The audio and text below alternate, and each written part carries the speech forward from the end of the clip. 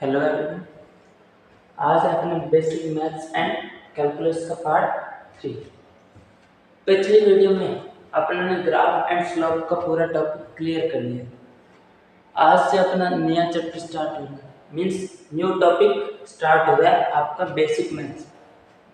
तो देखो कौन सा, उसको करने से पहले अपने कुछ स्लोप के बारे में देख लेते हैं। दोबारा स्लोप पे क्वेश्चन करेंगे। तो देखो आपको इन दोनों ग्राफ्स में क्या निकालना है, स्लोप, और किसके ऊपर, मैग्नीट्यूड ऑफ स्लोप। दोनों ग्राफ में किसके बारे में बताना है आपको, स्लोप और मैग्नीट्यूड ऑफ स्लोप। तो देखो ए पॉइंट पे जैसे ही आप टेंजेंट लोगे, ए पॉइंट पे जैसे ही आपने टेंजेंट ली, तो आप क्या करोगे, थीटा एंगल देखोगे। थीटा एंगल क्या आ रहा है, थीटा एंगल क्या आ रहा है, 90 से ग्रेटर। जहां 90 से ग्रेटर, जहां थीटा 90 से ग्रेटर, वहां आपकी स्लोप की वैल्यू क्या आ जाएगी, नेगेटिव। क्या आ जाएगी, नेगेटिव। तो मींस आपके पास ए पॉइंट पे स्लोप कैसी आएगी, नेगेटिव आएगी। कैसी आएगी, नेगेटिव आएगी। अब next point B, B point के लिए जैसे ड्रॉ किया, थीटा क्या आ गया, थीटा क्या आ गया, 0 डिग्री। क्या बेटा, 0 डिग्री।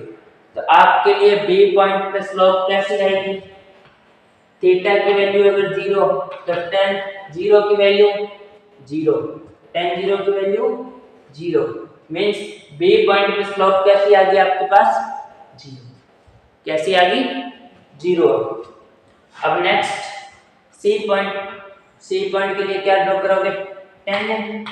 सी पॉइंट के लिए क्या ड्रॉ करोगे, टेंजेंट। और जैसे टेंजेंट ड्रॉ की, कितना एंगल बना रही है, थीटा 3। कितना एंगल बना रही है, थीटा 3। और ये थीटा 3 की वैल्यू 90 से स्मॉल, 90 से क्या है, स्मॉल।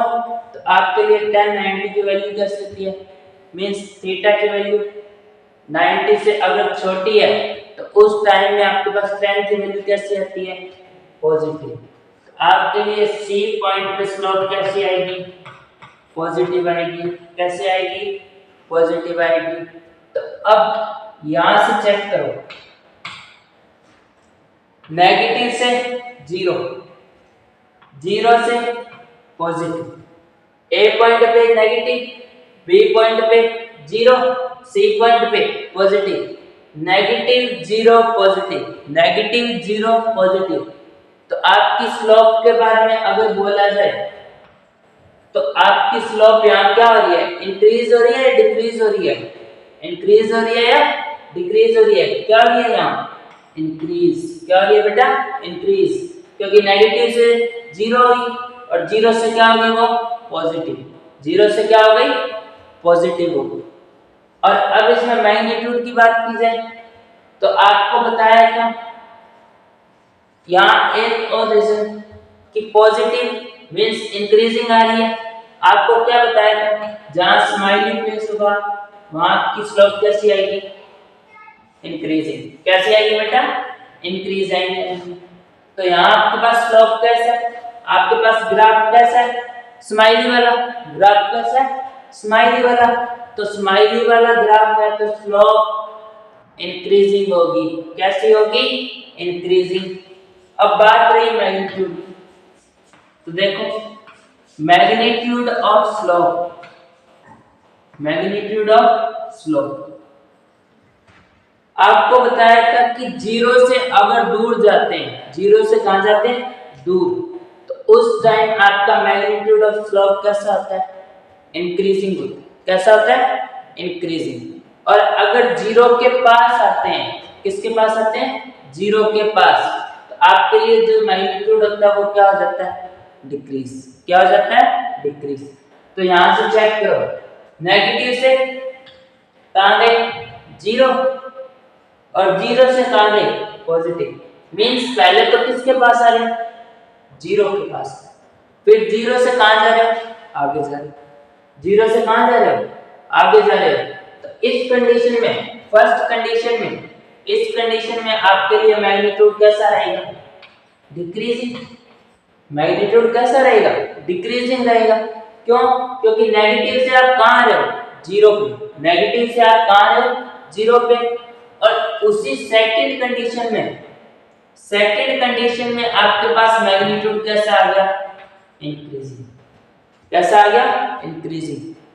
नेगेटिव से जीरो, डिक्रीजिंग। जीरो से पॉजिटिव, इंक्रीजिंग। जीरो से पॉजिटिव, इंक्रीजिंग।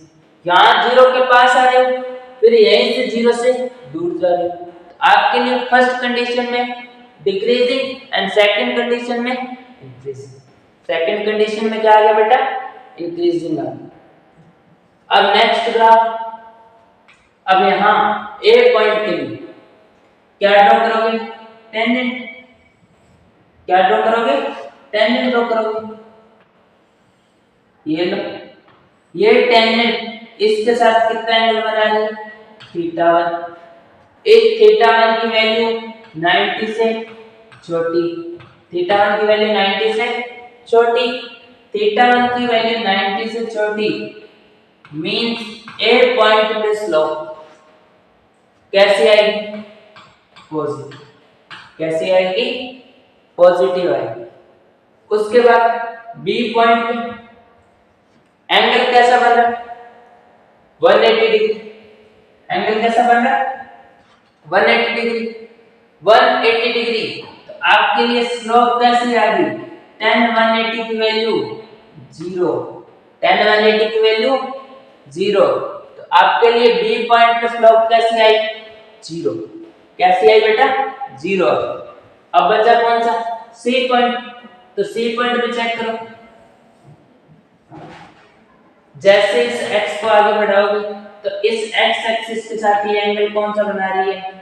थीटा 3। और इस थीटा 3 की वैल्यू क्या है? 90 से अबव। 90 से अबव। थीटा की वैल्यू अगर 90 से अबव, थीटा की वैल्यू अगर 90 से अबव, तो आपके लिए tan थीटा की वैल्यू क्या हो जाती है? नेगेटिव। क्या हो जाती है? नेगेटिव हो जाती है। आपके लिए सी पॉइंट पे स्लोप कैसी आ गई? नेगेटिव आ गई। सी पॉइंट पे स्लोप कैसी आ गई? नेगेटिव। तो यहां से चेक करो, पॉजिटिव से जीरो, जीरो से नेगेटिव, पॉजिटिव से जीरो और जीरो से नेगेटिव। तो मींस आपकी स्लोप क्या हो रही है? आपकी स्लोप क्या हो रही है? डिक्रीज। क्या हो रही है बेटा? डिक्रीज हो रही है। क्यों? क्योंकि पॉजिटिव से वो पहले कहाँ आई? जीरो पे। और जीरो से कहाँ चली गई? नेगेटिव। जीरो से कहाँ चली गई? नेगेटिव में। आपकी स्लोप क्या हो रही है यहाँ? डिक्रीज।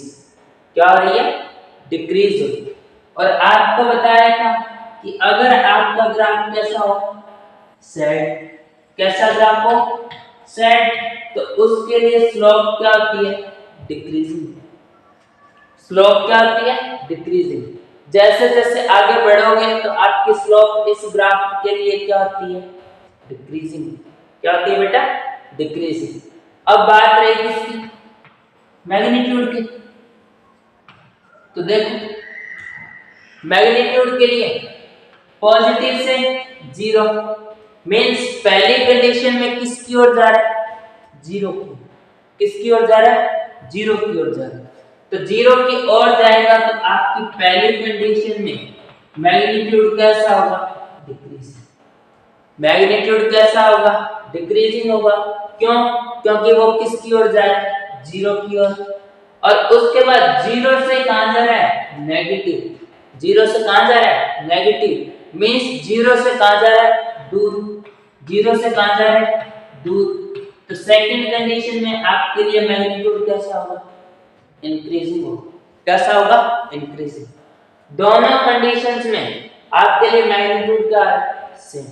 मैग्नीट्यूड ऑफ स्लोप दोनों ग्राफ्स के लिए क्या आ रही है? दोनों ग्राफ्स के लिए क्या आ रहा है? सेम आ रहा है। पहली कंडीशन में दोनों क्या करेंगे? डिक्रीज। और दूसरी कंडीशन में क्या करेंगे? इंक्रीज। दूसरी कंडीशन में क्या करेंगे? इंक्रीज। यही अपने ने पढ़ लिया, इतना सब अपने ने कर लिया। अब देखो next question. If y is equal to x square plus 4, x square plus 4. Then find the rate of change in y with respect to x from x is equal to 2 to x is equal to 3. आपको क्या बोला जाता है कि आपको एक y की expression दी, क्या दी है, x square plus 4, x square plus 4। अब इस x स्क्वायर प्लस 4 इसमें आपको क्या निकालना है, rate of change in y, rate of change in y किसके रिस्पेक्ट में निकालना है, x के, किसके रिस्पेक्ट में निकालना है, x के। Means rate of change in y, y में कितना चेंज हो रहा है, y में कितना चेंज हो रहा है, किसके रिस्पेक्ट में, x के रिस्पेक्ट, किसके रिस्पेक्ट में निकालना है, x के, किसके रिस्पेक्ट में निकालना है, x। मींस आपको किसकी वैल्यू निकालनी है, delta y by delta x, delta y by delta x की वैल्यू निकालनी। अब इस delta y by delta x की वैल्यू निकालने के लिए पहले आपको क्या पता होना चाहिए, y1 मींस y1 का मतलब यहाँ क्या होगा कि जब आप x की वैल्यू क्या पुट करोगे 2, तो आपके लिए y1 क्या आएगा, आपके लिए y की वैल्यू क्या आएगी, तो यहाँ x की वैल्यू 2 पुट की, 2 का स्क्वायर 4, 4 प्लस 4, 4 प्लस 4 8, y1 की वैल्यू क्या आ गई, 8 आ गई। अब जैसे मैंने इसमें x की वैल्यू 3 पुट की, तो आपके लिए क्या आ जाएगा, y2 की वैल्यू 3 का स्क्वायर 9, 9 प्लस 4, 3 का स्क्वायर 9, 9 प्लस 4 13, कितना आ गया, 9 प्लस 4 13 आ गया, कितना आ गया बेटा 13। तो आपके लिए y2 की वैल्यू क्या आ गई 13 और y1 की वैल्यू क्या आ गई। अब इस डेल्टा का मीनिंग क्या होता है, डेल्टा का मीनिंग क्या होता है कि चेंज, क्या होता है बेटा, चेंज, डेल्टा का मीनिंग चेंज, डेल्टा का मीनिंग चेंज मींस फाइनल क्या था और इनिशियल क्या था, उन दोनों में जो चेंज आया, उसमें जो चेंज आया उसी को क्या बोला है, डेल्टा बोला है। तो इसके लिए क्या लिख सकते हैं, डेल्टा y को कैसे रिप्रेजेंट कर सकते हैं, y2 minus y1, y2 minus y1 divide by x2 minus x1, delta x को क्या लिख दिया मैंने, x2 माइनस x1, y2 की वैल्यू क्या है 13, 13 माइनस y1 की वैल्यू 8 डिवाइड बाय x2 की वैल्यू 3 माइनस x1 की वैल्यू 2, कितनी है बेटा 2। तो यहां से आपके पास वैल्यू क्या है 13 माइनस 8 5 डिवाइड बाय 3 माइनस 2 1। आपके लिए इसकी वैल्यू क्या आ गई, delta y by delta x की वैल्यू क्या आ गई 5 बाय 1 या 5 बाय 1 या 5। तो आपको इसके पीछे समझाने का लॉजिक क्या है, देखो यहाँ आपके लिए x इज इक्वल टू 2 दिया था और यहाँ आपके लिए x इज इक्वल टू क्या दे रखा था 3। x की कितनी वैल्यूज गिवन है, 2 वैल्यूज गिवन है, कितनी वैल्यूज गिवन है 2, और दोनों का डिफरेंस भी क्या है, दोनों का डिफरेंस भी क्या है, एक प्रॉपर नंबर आ रहा है, क्या है बेटा 1 आ रहा है, क्या है 1, एक प्रॉपर नंबर आ रहा है।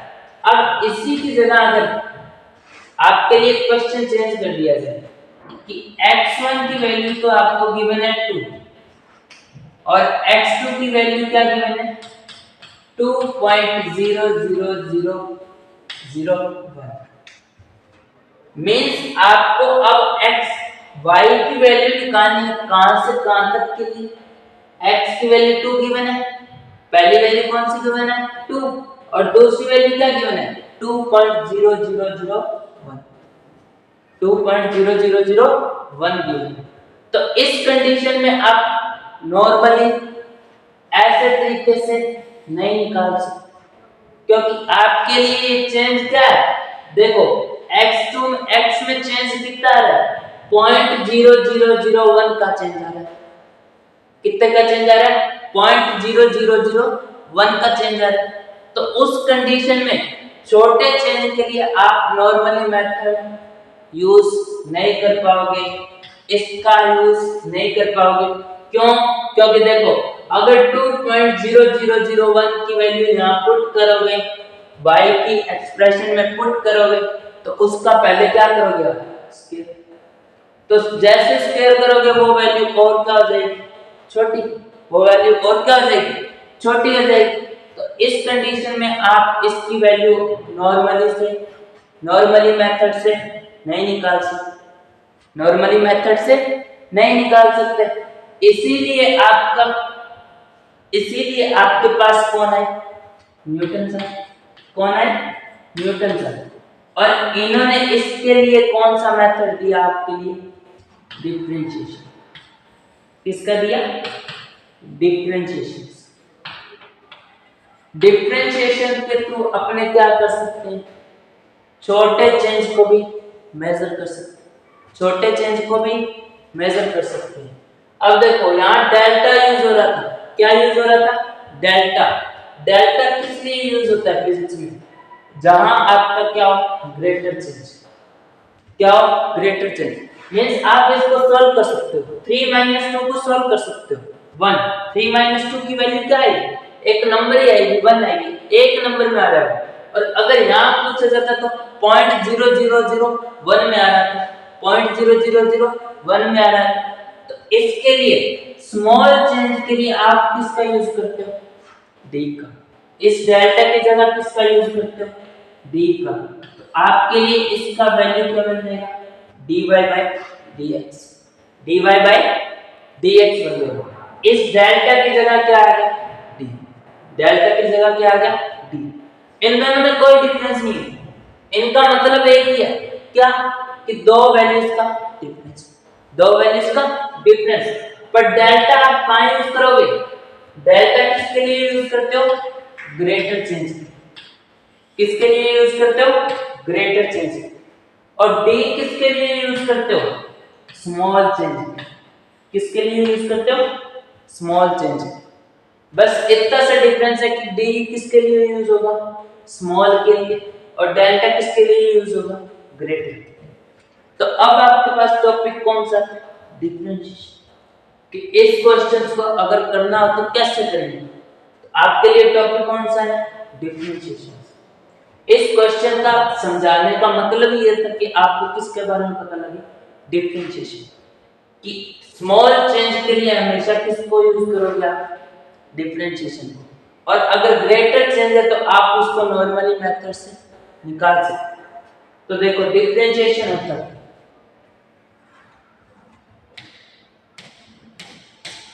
देखो डिफरेंशिएशन को रिप्रेजेंट कैसे करते हैं, d box d by dx।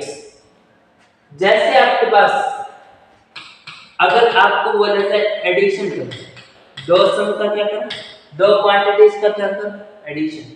तो आप कौन से का यूज करते हो, कौन से साइन का यूज करते हो, प्लस साइन। और सब्ट्रैक्शन के लिए बोला जाए तो आप माइनस साइन। और डिवीजन के लिए बोला जाए तो आप किसका यूज करो, डिवीजन के लिए बोला जाए तो किसका यूज करो, इस सिंबल।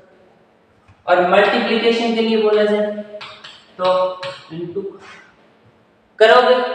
तो ये जो प्लस का, माइनस का, डिवाइड का या मल्टीप्लाई का सिंबल है, ये क्या होते हैं, इन डिविजन्स के, इन फंक्शंस के लिए किसका काम करते हैं, ऑपरेटर। किसका काम करते हैं बेटा, ऑपरेटर। किसका काम होता है यहाँ, ऑपरेटर का। तो आपके लिए डिफरेंशिएशन के लिए भी क्या होता है, ऑपरेटर। डिफरेंशिएशन के लिए भी क्या होता है, ऑपरेटर। और वो ऑपरेटर क्या होता है, d by dx, d by dx। जिसका डिफरेंशिएशन करना है, जिसका क्या करना है, डिफरेंशिएशन करना है, उस वैल्यू को आप कहां लिखोगे बेटा, ऊपर वाले d के, ऊपर वाले d के। उस बॉक्स में किसकी वैल्यू लिखी जाएगी जिसका आप क्या करोगे डिफरेंशिएशन। अब इसको पढ़ा कैसे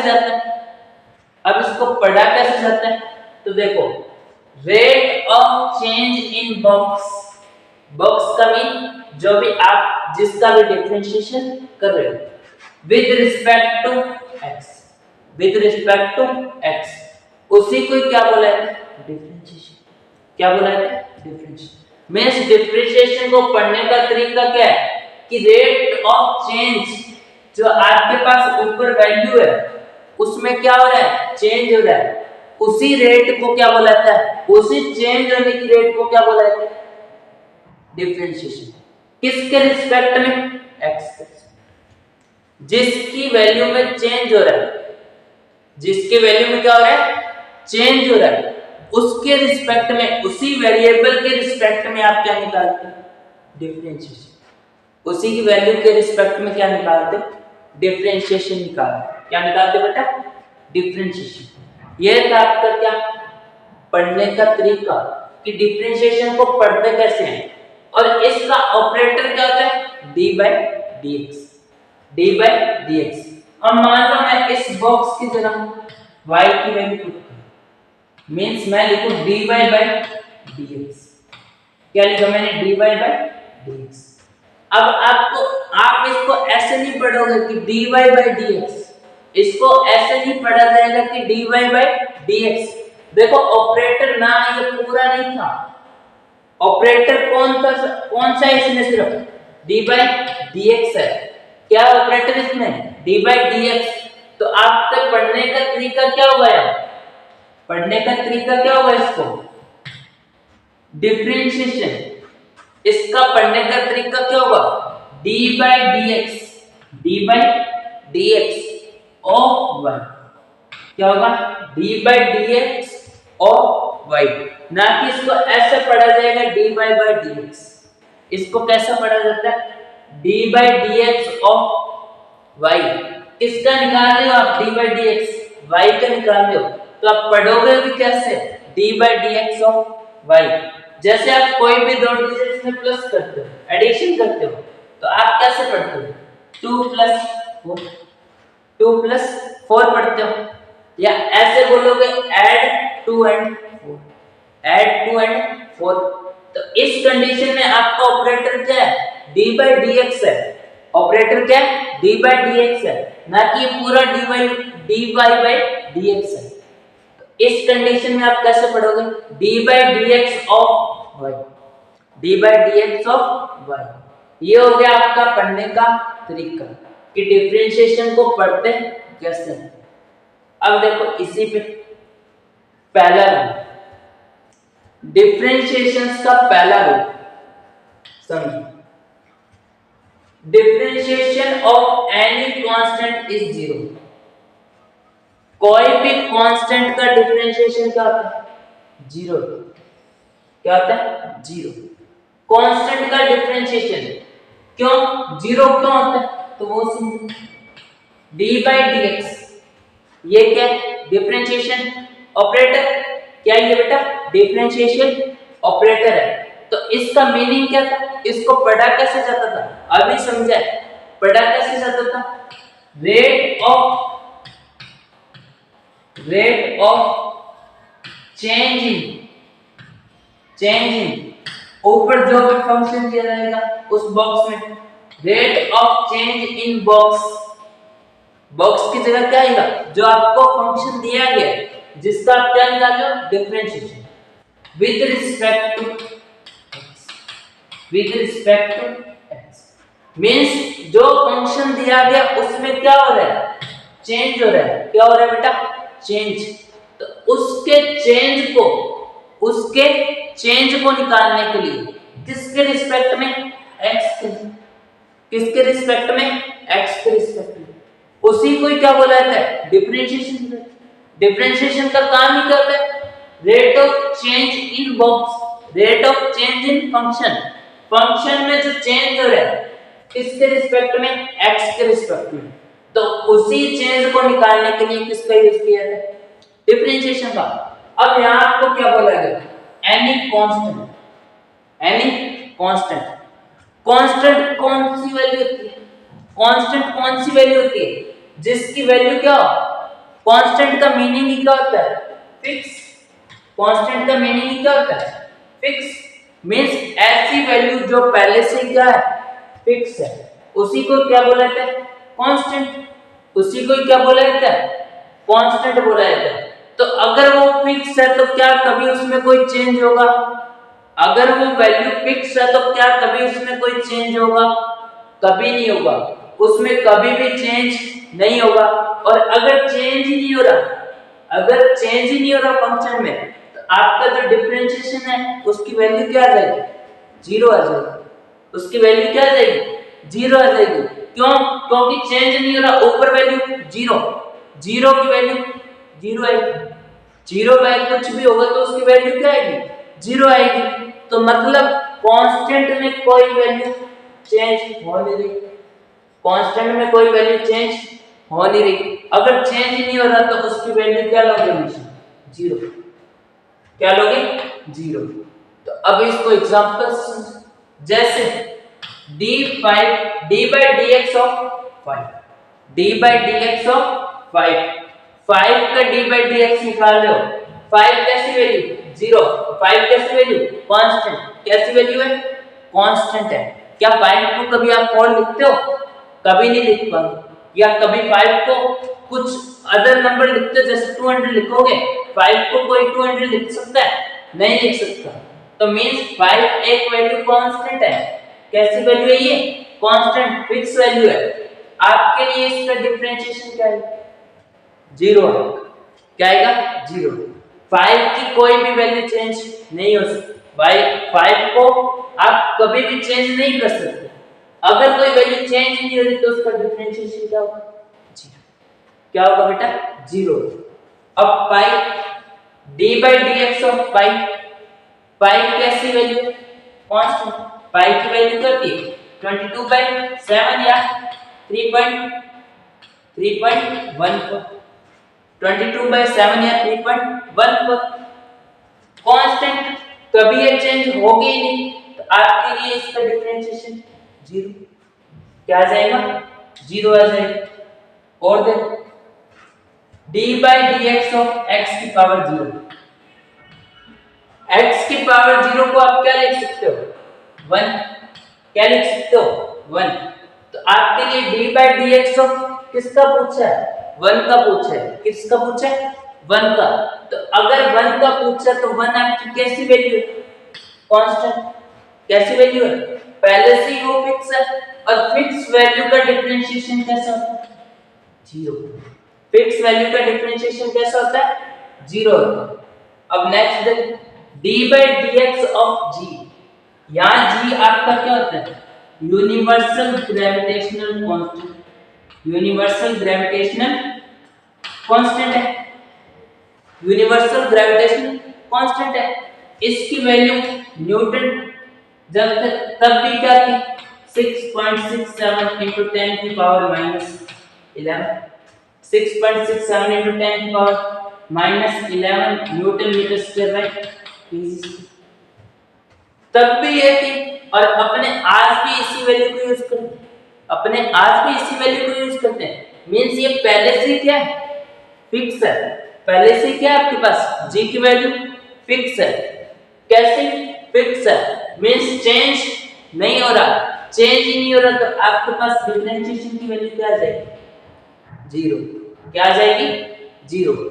अब देखो नेक्स्ट क्वेश्चन कौन सा? d by dx of sin 90। d by dx of sin 90। यहां देखो d by dx of sin 90। sin 90 की वैल्यू, sin 90 की वैल्यू क्या होती है? 1। sin 90 की वैल्यू क्या होती है? 1। तो किसका पूछा जा रहा है आपको? d by dx 1 का पूछा जा रहा है। और 1 कैसी वैल्यू? Constant value. 1 कैसी वैल्यू? Constant value. और कांस्टेंट के लिए आपके पास डिफरेंशिएशन की वैल्यू क्या आ जाएगी? जीरो। क्या आ जाएगी बेटा? जीरो आ जाएगी। ये क्या आपका पहला रूल क्या कहता है कि अगर कोई भी कांस्टेंट का डिफरेंशिएशन लिया जा रहा है तो उस कांस्टेंट का डिफरेंशिएशन क्या आएगा आपके पास? जीरो आएगा। क्या आएगा 0। अब देखो नेक्स्ट रूल, इसी पे question check. If dy by dx is equal to 0, then y is dy by dx is equal to 0। Means आपके पास दे रखा है d of dx, d by dx of y, d by dx of y, y का differentiation क्या दे रखा है 0 दे रखा है। तो यहाँ आपके ये y की वैल्यू क्या होगी, क्या कभी 0 या वेरिएबल होगी? अगर वेरिएबल होती तो मतलब उसमें चेंज होगा, वेरिएबल होती तो मतलब उसमें चेंज होगा, चेंज होगा तो उसकी वैल्यू कभी भी 0 नहीं आएगी, उसकी वैल्यू 0 थोड़ी आएगी डिफरेंशिएशन की। अगर चेंज नहीं हो रहा तो ही आपके पास वैल्यू क्या आ रही है 0 आ रही है। 0 किसकी वैल्यू की, फिक्स वैल्यू के लिए। 0 जो डिफरेंशिएशन आता है वो किसके लिए आता है, फिक्स वैल्यू के लिए। तो फिक्स के लिए यहाँ ऑप्शन कौन सा दे रखा है सी, कांस्टेंट। कांस्टेंट वैल्यू कैसी होती है, फिक्स होती है। कांस्टेंट वैल्यू कैसी होती है, फिक्स होती है। तो फिक्स होती है तो इसका जो डिफरेंशिएशन होता है उसकी वैल्यू क्या आती है आपके पास 0। क्या आती है बेटा 0 आती है। अब देखो नेक्स्ट क्वेश्चन, नेक्स्ट रूल है आपके पास differentiation of algebraic function y is equal to fx, means y का फंक्शन दे रखा है किसके रूप में, x के फॉर्म में। क्या दे रखा है x की पावर n, x की पावर n। यहाँ n कोई भी कांस्टेंट हो सकता है, n क्या हो सकता है, कोई भी कांस्टेंट, n कोई भी कांस्टेंट हो सकता है। तो इसके लिए डिफरेंशिएशन का रूल क्या है, d by dx of x की पावर n। इसके लिए डिफरेंशिएशन क्या है कि जो पावर दे रखी है उसे कहां ले आओ, आगे ले आओ। पावर जो दे रखी है उसे कहां ले आओ, आगे ले आओ। उससे क्या करो x को इनटू, और वहां x की पावर क्या आ जाएगी -1, उस पावर में से क्या आ जाएगी -1। जैसे आपको एग्जांपल दिया गया d by dx of x की power 3, d by dx of x की पावर 3। यहां n की वैल्यू क्या है 3, n की वैल्यू क्या गिवन है आपको 3 गिवन। इसके लिए क्या रूल था कि जो पावर है उसको कहां ले आओ, आगे। 3 को मैं कहां ले आया, आगे ले आया। और जो x की पावर थी, जो x की पावर थी उसमें से क्या कर दो -1, उसमें से क्या कर दो -1। 3 into x की पावर यहाँ क्या थी 3, 3 में से -1 करूंगा, 3 - 1 आपके पास वैल्यू क्या आ गई 3 into x की पावर 3 - 1 2। आपके लिए इसका डिफरेंशिएशन क्या है 3x स्क्वायर आया, 3x स्क्वायर। अब नेक्स्ट एग्जांपल देखें, d by dx of x की पावर 9। जो पावर है वो कहाँ आएगी आगे, पावर कहाँ जाती है आगे, और x की पावर क्या हो जाती है -1। 9 में से -1 करोगे तो क्या आ जाएगा 8। तो आपके लिए इसका डिफरेंशिएशन क्या आ गया 9 into x की पावर 8, 9 into x की पावर 8। अब नेक्स्ट एग्जांपल्स आपके पास क्या dt by, पहले इसको समझिए। आपको बताया dx by dt कभी पॉसिबल है, कभी भी पॉसिबल नहीं है। आपको डिफरेंशिएशन को पढ़ते वक्त बताया था कि आप रेट ऑफ चेंज निकालते हो, रेट ऑफ चेंज निकालते हो किसी भी फंक्शन का, किसी भी फंक्शन का उसी वेरिएबल के टर्म में निकालो, उसी वेरिएबल टर्म के रिस्पेक्ट में निकालो। किसके रिस्पेक्ट में निकालते हो, उसी वेरिएबल टर्म के। मींस अगर आप x में कोई चेंज की वैल्यू निकाल रहे हो, x का कोई डिफरेंशिएशन कर रहे हो, तो उसके लिए रिस्पेक्ट में भी क्या होना चाहिए आपके पास x की वैल्यू होनी चाहिए। किसका फंक्शन होना चाहिए x का फंक्शन होना चाहिए। और अगर आपके पास ये दिया dt by dx, dt by dx, ये भी क्या होगा नॉट पॉसिबल, ये भी क्या होगा नॉट पॉसिबल होगा। क्यों, क्योंकि यहाँ आप पूछ तो किस कर रहे हो, कौन सा फंक्शन दे रहे हो t का फंक्शन दे रहे हो, और किसके रिस्पेक्ट में निकाल रहे हो x के, किसके रिस्पेक्ट में निकाल रहे हो x के। दोनों फंक्शन ही क्या है अलग है, दोनों फंक्शन ही क्या है अलग। पूछ t कर रहे हो और निकाल किसके रिस्पेक्ट में रहे x के, तो ये कभी भी पॉसिबल नहीं है, ये कभी भी पॉसिबल नहीं है आपके लिए। अब नेक्स्ट क्वेश्चन क्या था, dt की power 4/3 means d by dt of t की पावर 4/3। आपके लिए जो पावर होती है वो कहाँ जाती है, आगे कहाँ गई, इनटू में 4/3 इनटू t की पावर, जो t की पावर होती है उसमें से क्या जाता है माइनस का 1 मींस 4/3 माइनस 1, 4/3 माइनस 1। आपके लिए इसकी वैल्यू क्या है 4/3 इनटू t की पावर, इसका एलसीएम 3 और आपके पास क्या है 4 माइनस 3, 4 माइनस 3 आ गया ऊपर। तो आपके लिए इसकी वैल्यू क्या आ गई 4/3 इनटू t की पावर 1/3 इनटू t की पावर 1/3। अब नेक्स्ट क्वेश्चन क्या है, देखो d by dx of under root x, d by dx of under root x, इस अंडर रूट x को क्या लिख सकते हो, अंडर रूट x को क्या लिख सकते हो, d by dx of under root x, under root x को क्या लिखा जा सकता है x की पावर, क्या लिखा जा सकता है x की पावर हाफ। तो यहाँ पावर कितनी गिवन है हाफ, तो वो हाफ वैल्यू क्या आ जाएगी आगे, हाफ वैल्यू क्या आ जाएगी, बताया था कि इसका x की पावर n का डिफरेंशिएशन क्या होता है कि वो n जो पावर होती है वो कहाँ जाती है आगे, हाफ पावर कहाँ गई बेटा आगे आ गई इनटू x की पावर, जितनी पावर दे रखी है उसमें से क्या कर दो माइनस, जितनी पावर दे रखी है उसमें से क्या कर दो माइनस। तो आपके पास वैल्यू क्या है हाफ माइनस 1, हाफ माइनस 1। तो यहां से वैल्यू क्या आ जाएगी हाफ इनटू x की पावर, हाफ में से 1 माइनस करेंगे बड़े डिजिट के साथ साइन कैसे माइनस का, कैसे माइनस का। तो आपके पास रिजल्ट में भी क्या आएगा माइनस का, रिजल्ट में भी क्या आएगा माइनस का।